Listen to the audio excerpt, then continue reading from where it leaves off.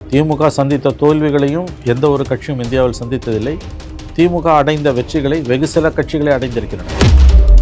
திமுக மாதிரி ஒரு ஊழல்வாதி கட்சி எங்கேயுமே இல்லை. திமுக முற்றிலும் ஒழிக்கணும், 2026 திமுக அழிக்கணும்னு பேசியிருக்காரு அமித்ஷா அவர்கள். அது எப்படி ஒரு கட்சியை 75 ஆண்டுகால கட்சியை ஒரு தேர்தல் எப்படி நீங்கள் ஒழிப்பீங்க? தோக்கடிக்கலாம், ஒழிக்க முடியாது. இப்போ ஒன்றும் இல்லை, இப்போ 25 சீட் வாங்கி அவங்க படுதோல்வி அடைகிறாங்கன்னா கூட அவங்க ஒன்றும் அழிஞ்சு போயிட மாட்டாங்க. ஒரு கட்சியை அழிச்சிடுவேன்னு பேசுறதெல்லாம் ரொம்ப தப்பு. வீழ்த்துவன்னு பேசும். அமித்ஷா வாயிலேருந்து தொடர்ந்து அந்த வார்த்தை தான் வருது. அது ரொம்ப தப்பான வார்த்தை, ஆணவமான வார்த்தை. ஏன்னா அவர் சொல்லும் போதே அதான் சார் சொல்கிறார், அழிக்க முடியாதுன்னு சொல்கிறீங்க. ஆனால் மத்தியில் காங்கிரஸ் அழிப்போம், இங்கே வந்து திமுகவை அழிப்போம்னு சொல்கிறாருல்ல சார். ஆகவே திமுகவை அழிப்பான்னா, திமுக அழிப்பான்னு சொன்னவன் தான் அழிஞ்சு போயிருக்கான். அப்படி சொல்லி அழிஞ்சு போனவன் தான் அதிகம் தமிழ்நாட்டில். அதையும் ஞாபகம் வச்சுக்கோங்க. டிஆர் பாலு கூட சமீபத்திய பேட்டியில் சொல்லியிருந்தாங்க சார், திமுக அழிப்பேன்னு சொல்கிறாங்களே என்ன பண்ணுவீங்க அப்படின்னு கேட்கும்போது, திமுக அழிப்பேன்னு சொன்னவங்க ஹிஸ்ட்ரிலாம் எடுத்து பாருங்கள், ராஜாஜியில் ஆரம்பிச்சு இன்னைக்கு வரைக்கும் அப்படின்னு சொன்னார். கரெக்டாக தான் சொல்லியிருக்காரு பாலு. திமுகவை அழிப்பேன்னு சொல்கிறது ரொம்ப தவறு. 2026 தேர்தல் நெருங்க நம்ம சொன்ன திட்டங்கள் அறிவிக்கலைனாலும் எதை சொன்னால் மக்கள் சந்தோஷப்படுவாங்களோ அது எல்லாமே திமுக கவர்மெண்ட் பண்ண ஆரம்பிச்சிச்சா. லேப்டாப் வழங்குறதா இருக்கட்டும், பொங்கல் பரிசு தொகை, பழைய ஓய்வூதிய திட்டம், எல்லாத்தையும் அடுத்தடுத்து ஸ்டாலின் செஞ்சுட்டு வர்றாரு. இதோட நோக்கம் என்ன சார்? தேர்தல் ஜெயிக்கணும். 200 சீட் வாங்கி ஜெயிக்கணும். வேற என்ன நோக்கம் இருக்குது? மக்கள் பண்ணுறதில் ஜெயிக்கணும், 2வது முறை ஆட்சியை தக்க வச்சுக்கணும். திமுக அதிகாரத்தில் இருக்கும்போது 2வது தடவை ஆட்சியை தக்க வைத்ததில்லை என்கின்ற பழியை துடைக்கணும். 200 சீட்டுன்னு தொடர்ந்து சொல்லிட்டு வராங்களே, 200 சீட்டு உறுதி அடிக்குமா சார் திமுக? கூட்டணியோட அதுதான் இல்லைன்ற நான் தனிப்பட்ட முறையிலையோ கூட்டணியிலையோ 200 சீட்டு யாருமே வர முடியாது. இப்போ நான் பிஜேபின்னு சொன்னீங்க, பிஜேபி மாதிரி தான் இங்கே ஸ்டாலின் அவர்கள் ஆட்சி செய்கிறான்னு சொன்னீங்க. பிஜேபி வந்து ஒரு மாநிலம் ஆட்சி செஞ்சோன்னா அங்கே வர தாக்கம் எதுவுமே செய்யலைன்னு சொல்கிறாங்க. அப்போ திமுகவும் இங்கே மக்களுக்கு எதுவுமே செய்யலையா? அப்படி இல்லைங்க, அது சொல்ல முடியாது. நீங்கள் திமுகவும் செஞ்சுருக்கு, பிஜேபியும் செஞ்சுருக்கு. வேதனைகளும் உண்டு, சாதனைகளும் உண்டு. மிக்சடு பேக் தான் அது. நான் சொல்கிறது ஸ்டைல் ஆஃப் ஃபங்க்ஷன். தனி மனித துதிப்பாடல். அங்கே மோடிக்கு ஒரு பில்டப்னா எங்கள் ஸ்டாலினுக்கு ஒரு பில்டப். பிரைம் 9 தமிழ் நேயர்கள் அனைவருக்கும் வணக்கம். இன்றைய நமது நேர்காணல் நம்முடன் இணைந்திருப்போர் மூத்த பத்திரிகையாளர் திரு மணி அவர்கள். சார் வணக்கம். வணக்கம். இப்போ வந்து அமித்ஷா வந்து இங்கே புதுக்கோட்டை வர்றாரு சார். எப்போதுமே எந்த ஒரு கட்சியுமே ஆப்போசிட்டில் இருக்க கட்சியை தோக்கடிச்சிடும், ஆட்சியை விட்டு அகற்றிடும்னு சொன்னால், பிஜேபி மட்டும்தான் ஒரு கட்சியை ஒழிக்கணும்னு பிரச்சாரம் பண்ணோம். இது இந்த மேடையில் ஏறி நேற்று முழுக்க திமுக மாதிரி ஒரு ஊழல்வாதி கட்சி எங்கேயுமே இல்லை. திமுக முற்றிலும் ஒழிக்கணும், 2026 திமுக அழிக்கணும்னு பேசியிருக்காரு அமித்ஷா அவர்கள்.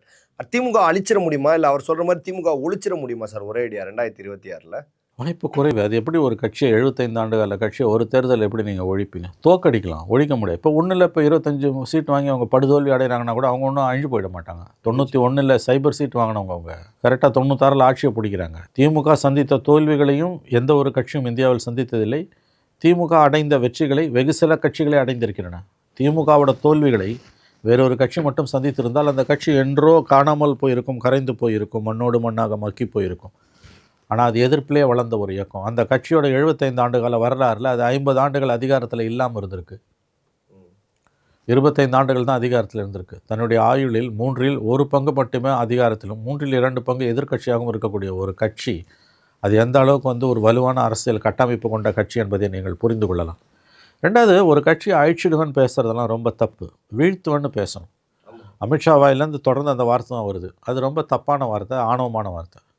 கருணாநிதி வாயிலேருந்து நான் ஒரு கட்சியை அழிச்சிடுவேன், ஒருத்தன் ஒழிச்சிடுவேன் அப்படிலாம் வந்ததே கிடையாது. தோற்கடிப்போம், வீழ்த்துவோம் தான் சொல்லுவார். மக்கள் பார்த்து கொள்வார். திமுகவை வீழ்த்துவோம்னுவார். அதிமுகவை அழிப்போம்னு கருணாநிதி வாயிலேருந்து வந்ததே கிடையாது எனக்கு தெரிஞ்சு. யாரையும் அழிக்கலாம் முடியாதுங்க. எல்லாருக்கும் ஒரு இடம் இந்த பூமி கோளத்தில் இருந்துக்கிட்டே தான் இருக்கும். ஏன்னா அவர் சொல்லும் போதே அதுதான் சார் சொல்கிறார், அழிக்க முடியாதுன்னு சொல்கிறீங்க. ஆனால் மத்தியில் காங்கிரஸ் அழிப்போம், இங்கே வந்து திமுகவை அழிப்போம்னு சொல்கிறாருல்ல சார் அமித்ஷா அவர்கள். அப்படி அந்த அளவுக்கு அந்த கட்ட பேச்சுங்க அதெல்லாம். நீ மத்தியிலையும் காங்கிரஸ் அழிக்க முடியாது, தமிழ்நாட்டிலையும் திமுகவை அழிக்க முடியாது. திமுகவை தோற்கடிப்போம்னு சொல்லு. ஒரு தேர்தலில் தோக்கலாம், ஒரு தேர்தலில் ஜெயிக்கலாம். ஆனால் ஒரு கட்சியை அழிப்போன்னு பேசுகிறது ஆணவமான பேச்சு. அது யார் பேசினாலும், எந்த கட்சியை பேசினாலும். திமுக அழிப்போன்னு திமுக பேச்சுன்னா அது அராஜகமான அயோக்கியத்தனமான பேச்சு. திமுக அழிப்போன்னு எவனாவது பேசினான்னா அது முட்டாள்தனமான அறிவியலித்தனமான பேச்சு. எந்த ஒரு கட்சியையும் நம்ம வீழ்த்தணும்னு சொல்லலாம். நான் அழிச்சிடுவேன், பிஜேபியை கூட அழிச்சிடுவேன்னு சொன்னீங்கன்னா அது முட்டாள்தனமானது. பிஜேபியை வீழ்த்துவோம்னு சொல்லு, பிஜேபியை தோற்கடிப்போம்னு சொல்லு, ஜனநாயக பாதையில். அதுதான், அப்படி தான் நம்ம இதை புரிஞ்சுக்கணும். ஆகவே திமுகவை திமுக அழிப்பான்னு சொன்னவன் தான் அழிஞ்சு போயிருக்கான். அப்படி சொல்லி அழிஞ்சு போனவன் தான் அதிகம் தமிழ்நாட்டில். அதையும் ஞாபகம் வச்சுக்கோங்க. என்டையர் ஹிஸ்ட்ரி எடுத்து பார்த்தோம்னா விமர்சனம் பண்ண திமுக மேலே, அது வந்து ஒரு மக்கள் இயக்கம், மக்களோட மக்களாக இருக்குது. அவங்க சந்தித்த தோல்விகளை வேற ஒரு கட்சி சந்திச்சிருந்ததுன்னா அந்த தோல்வி என்றைக்கோ கரைஞ்சு காணாமல் போயிருக்கும். அந்த கட்சி என்றைக்கோ கரைஞ்சு காணாமல் போயிருக்கும். அவங்க வந்து ஒரு மாபெரும் வெற்றிகளையும் அடைஞ்சிருக்காங்க, அதில் பாதாளத்துக்கு தோல்விக்கும் போயிருக்காங்க. ஆனாலும் வந்து கட்சி கட்டமைப்பு அப்படியே தான் இருக்குது. அதனால் திமுகவை வீழ்த்துவோம்னு சொல்லுங்கள், அழிப்போன்னு சொல்லாதீங்க, அது ரொம்ப தவறு. டிஆர் பாலு கூட சமீபத்திய பேட்டியில் சொல்லியிருந்தாங்க சார், திமுக அழிப்பேன்னு சொல்கிறாங்களே என்ன பண்ணுவீங்க அப்படின்னு கேட்கும்போது, திமுக அழிப்பேன்னு சொன்னவங்க ஹிஸ்ட்ரிலாம் எடுத்து பாருங்கள், ராஜாஜியில் ஆரம்பிச்சு இன்னைக்கு வரைக்கும் அப்படின்னு சொன்னார். கரெக்டாக தான் சொல்லியிருக்காரு பாலு. திமுகவை அழிப்பேன்னு சொல்கிறது ரொம்ப தவறு, எனக்கு உடன்பாடு இல்லை. நான் அப்படி எந்த கட்சியை பற்றியும் சொல்லக்கூடாது, நான் இன்க்ளூடிங் பிஜேபி அப்படி சொல்லக்கூடாது. வீழ்த்துவோம்னு சொல்லுங்கள், தேர்தல் காலத்தில் வீழ்த்துவோம். கருணாநிதி வாயிலிருந்து அந்த வார்த்தை வந்தது கிடையாது. தோற்கடிப்போம், வீட்டுக்கு அனுப்புவோம், அது கரெக்டு. அழிச்சிடுன்றதெல்லாம் குரோதத்தின் வெளிப்பாடு. அதுக்கு வரலாற்று அதில் இயற்கையாகவே அப்படி ஒன்று கிடையாது. 2026 தேர்தல் நெருங்க நம்ம சொன்ன திட்டங்கள் அறிவிக்கலைனாலும் எதை சொன்னால் மக்கள் சந்தோஷப்படுவாங்களோ அது எல்லாமே திமுக கவர்மெண்ட் பண்ண ஆரம்பிச்சிருச்சா? நான் லேப்டாப் வழங்குறதா இருக்கட்டும், பொங்கல் பரிசு தொகை, பழைய ஓய்வூதிய திட்டம் எல்லாத்தையும் அடுத்தடுத்து ஸ்டாலின் செஞ்சுட்டு வர்றாரு. இதோட நோக்கம் என்ன சார்? தேர்தல் ஜெயிக்கணும் 200 சீட்டு வாங்கி ஜெயிக்கணும், வேறு என்ன நோக்கம் இருக்க போகுது? மக்கள் மன்றத்தில் ஜெயிக்கணும், 2வது முறை ஆட்சியை தக்க வச்சுக்கணும். திமுக அதிகாரத்தில் இருக்கும்போது 2வது தடவை ஆட்சியை தக்க வைத்ததில்லை என்கின்ற பழியை துடைக்கணும். அதற்காக திட்டமிட்டு அனைத்து தரப்பு மக்களையும் வாக்குகளை கவரும் விதத்தில் இத்தகைய செயல் திட்டங்களை முதலமைச்சர் அறிவித்துக் கொண்டிருக்கிறார். வரக்கூடிய நாட்களில் இது மாதிரி நிறைய எதிர்பார்க்கலாம்னு சொல்கிறாங்க. ஏன்னா எலெக்ஷன் நெருங்க என்னென்ன பெண்டிங் இருக்கோ எல்லாத்தையும் முடிக்கணும்னு சொல்கிறாங்களே சார். திமுகவோட ஒரே நோக்கம் இந்த தேர்தல் ஜெயிக்கின்றதுக்காக என்ன வேணால் பண்ணுவாங்களா? கண்டிப்பாக. எந்த எல்லைக்கும் அவர்கள் போவார்கள், பிஜேபியும் எந்த எல்லைக்கும் போகும். அதான் அரசியல். அதிகாரம் கையில் இருக்கும்போது ஒரு கட்சிக்கு 2வது முறை ஆட்சியை தக்க வைத்துக்கொள்ள வாய்ப்புகள் அதிகம். அதுதான் இந்தியா பூரா இருக்க ட்ரெண்டு. கடந்த 10 ஆண்டுகளாக பார்த்தீங்கன்னா மோடி 3 தடவை டெல்லியில் வந்துட்டார். பல மாநிலங்களில் ஆட்சியில் இருக்கவங்க திரும்ப வராங்க 2 முறை. ஏன்னா அவங்கக்கிட்ட ஃபைனான்சஸ் இருக்குது பெரிய அளவில். இப்போ 3000 ரூபாய் பொங்கலுக்கு கொடுக்குறாங்க. 2.5 கோடி பெண்கள், அரிசி கார்டு 2 கோடி இருக்குது. அது எவ்வளோ பெரிய தாக்கத்தை ஏற்படுத்தும். அதே மாதிரி உங்களுக்கு வந்து பல்வேறு விதமான பெண்களை குறிவைத்து செய்யப்படக்கூடிய நலத்திட்டங்கள். கூட்டணி வலுவாக இருக்குது, எதிர்க்கட்சிகளுக்கு அறிவு இல்லை. அதனால் வந்து அரசியல் லட்டு மாதிரி மக்கள் கையில் எடுத்து கொடுத்தாலும் யூஸ் பண்ண மாதிரி இருக்குது. அப்புறம் ஒவ்வொரு குடிமகனையும் டார்கெட் பண்ணுறாங்க டிஎம்கேல. அந்த டேட்டா கையில் இருக்குது. மத்தியில் மோடி அரசு பண்ணுறதா அப்படியே எங்கள் ஸ்டாலின் அரசு பண்ணுறது. இண்டிவிஜுவலாக குறிவைத்து அவங்களுக்கு தேவையானதை கொடுக்கறது. அந்த மாதிரி ஒரு 100 தொகுதியில் கை வைக்கிறாங்க. நாங்கள் டேட்டாவை கையில் வச்சுருக்காங்க, கம்ப்ளீட் டேட்டா கையில் வச்சுருக்காங்க. தமிழக அரசோட டேட்டா திமுக கையில் இருக்குது இன்றைக்கி. சரியாக தப்பான அது வேறு விஷயம். டெல்லியில் மோடி என்னெல்லாம் பண்ணுறாரோ அதெல்லாம் இங்கே ஸ்டாலினும் செய்கிறார். டெல்லியில் பிஜேபி என்ன பண்ணுதோ அதை திமுகவும் செய்து நல்ல திட்டங்களையும் ஓரளவுக்கு கொடுத்துருக்கிறார்கள். நம்ம வந்து ஒட்டுமொத்தமாக நிர்வாகம் தவறு, பொய்யாயிடுச்சு, கரப்ஷன் அப்படி சொல்ல முடியாது. நிறையா நலத்திட்டங்கள் மக்களில் போய் சென்றடைஞ்சிருக்கின்றன. ஆகவே இது ஒரு மிக்சடு பேக். இந்த தேர்தலை கணிப்பது கடினம். பாசிபிலிட்டிஸ் என்னன்னு கேட்டிங்கன்னா, ஒரு view for the first time தமிழ்நாட்டில் தொங்கு சட்டமன்றம் அமைய போகிறது.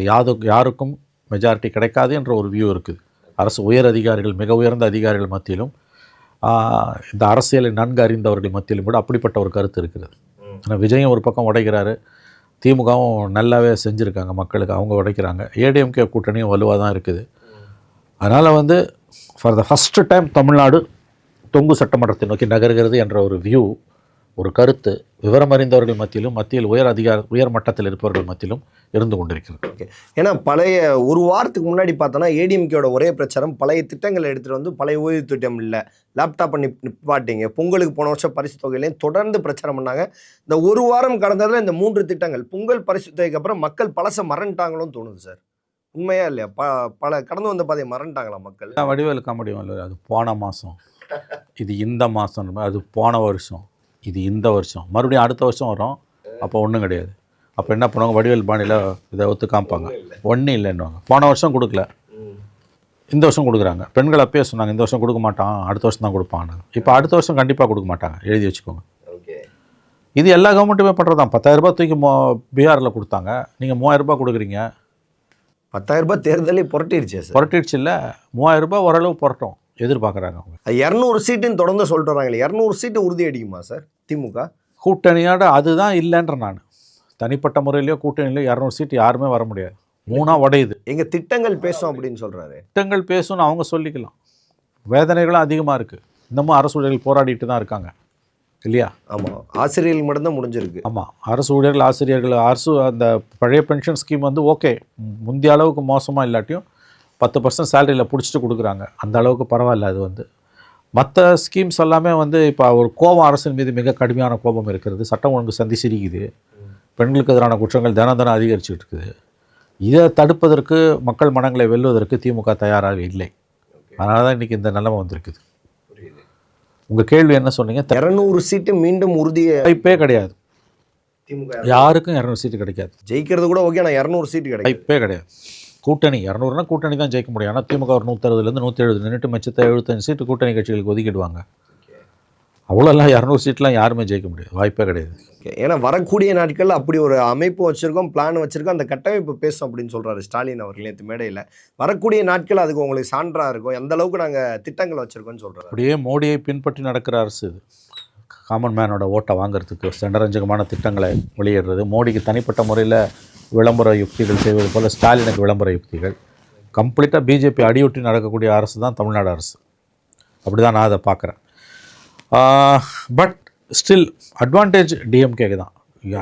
எப்படி பீகாரில் நிதிஷ்குமாருக்கு அட்வான்டேஜோ, எல்லாரும் எஸ்ஐஆரால் பிஜேபிக்கு அட்வான்டேஜ்னு வளர்கிறாங்க.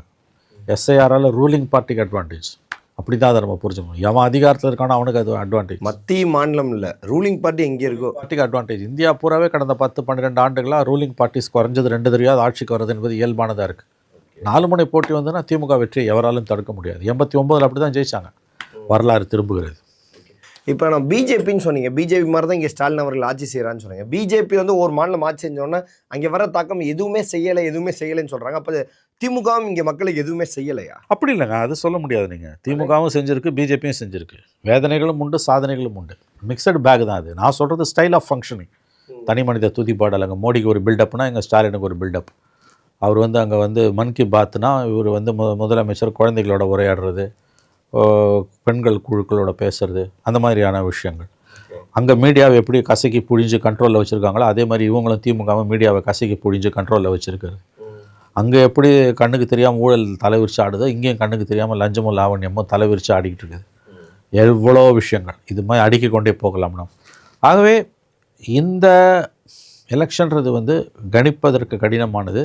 ஆனால் ரூலிங் பார்ட்டிக்கு எதிராக 3 உடையுது ஓட்டு. உங்களுக்கு வந்து 89 அப்படி தான் நடந்தது. ஸோ 4 முனை போட்டினா என்னுடைய ஹஜ் எப்பயுமே திமுகவுக்கு தான் வாய்ப்பு அதிகம். ஆனால் 118 தனியாக வருவானா அதுக்கு வாய்ப்பு குறைவு. சிங்கிள் லார்ஜஸ்ட் பார்ட்டியாக வருது. கூட்டணியோடு சேர்ந்து ஆட்சியை தக்க வைப்பது சாத்தியமான ஒன்று. அதுக்கு தான் வாய்ப்பு அதிகம் எனக்கு தோணுது. இப்போ மோடி 3.0 எப்படி வந்து சீட்ஸ் குறைஞ்சதோ 303லேருந்து 243 சீட்டு குறைஞ்சிது. அதுபோல் ஸ்டாலின் 2.0வும் தனி மெஜாரிட்டி இல்லாத, ஆனால் அதே நேரத்தில் கூட்டணிக்கு மெஜாரிட்டி இருக்கக்கூடிய ஒரு அரசு அமைவதற்கு வாய்ப்புகள் அதிகம். கிரக்ஸ் ஆஃப் த மேட்டர் நான் சொல்கிறது என்னென்னா, 3 பேருமே டஃப் பிளேயர்ஸு. சீமான் ஒரு லிமிட்டட் ஓட் பேங்க் தான் உடைக்கிறார். அதனால் வந்து உங்களுக்கு வந்து இந்த முறை இது வந்து 4 முனை போட்டின் போது அட்வான்டேஜ் டிஎம்கே. பட் தனி மெஜாரிட்டி வராது. ஓகே, 150+ சான்ஸே இல்லை திமுகவுக்கு தனியாக. ஆமாம், வாய்ப்பே கிடையாது. வாய்ப்பு எந்த காரணத்தையும் கிடையாது. ஏங்க பேக் டு பேக் கவர்மெண்ட் அவங்க வரலாறுல அவங்க வந்ததே இல்லைங்க. 71 அது வந்து இந்திரா காந்தி கலைஞர் இருந்தாங்க. அதிமுகன்ற கட்சி உதயம் ஆகலை. ஏடிஎம்கே பிறந்த பிறகுலேருந்து பார்த்தீங்கன்னா பேக் டு பேக் கவர்மெண்ட் திரும்ப மக்கள் திமுகவுக்கு வாக்களித்ததே கிடையாது. அதிகாரத்தில் ஒரு முறை ஓட்டு போட்டு உட்கார வச்ச பிறகு 2வது தேர்தலில் வரிஞ்சு கட்டிக்கிட்டு போய் முண்டி அடிச்சுட்டு போய் ரஜினி படத்துக்கு டிக்கெட் வாங்குவாங்களே, அந்த மாதிரி வந்து இந்த கவுண்டமணி இதில் காமெடியில் வருமே, அந்த மாதிரி எல்லாம் விழுந்து கண்ணெல்லாம் பிஞ்சு போய் டிக்கெட்டு வாங்கினோம், சொக்காக்கெல்லாம் கிழிஞ்சு போய் உட்காருவாங்க. அந்த மாதிரிலாம் யாரும் முண்டி அடிச்சுட்டு போய் திமுக ஓட்டு போட மாட்டாங்க. ஏடிஎம்கே எம்ஜிஆருக்கு ஜெயலலிதாக்கு போட்டிருக்காங்க, திமுக போட்டது கிடையாது. அவங்களோட டிஸ்அட்வான்டேஜ்ன்றது அதுதான். பட் எதிர்க்கட்சிகள் பலவீனமாக இருக்கிறதால இந்தியா கூட்டணிக்கு மெஜாரிட்டி வர வாய்ப்பு உண்டு. 2026 பேக் டு பேக் கவர்மெண்ட் வந்தாலே அது ஸ்டாலின் செய்த சாதனை தானே. மிகப்பெரிய சாதனை, மிகப்பெரிய சாதனை. கலைஞர் செய்யாத சாதனை. கலைஞர் செய்யும்போது 71 எம்ஜிஆர் வந்து திமுகக்குள்ளே இருந்தார். அதனால தான் நான் கேஷுவலாக சொல்கிறேன். ஏடிஎம்கேன்ற கட்சி உதயமாகி இரட்டை லைன் சின்னம் வந்த பிறகு திமுக பேக் டு பேக் கவர்மெண்ட் வந்ததே கிடையாது. பல்வேறு அரசியல் கேள்விகளுக்கு பதில் தமிழுக்காக மிக்க நன்றி சார். நன்றி சார்.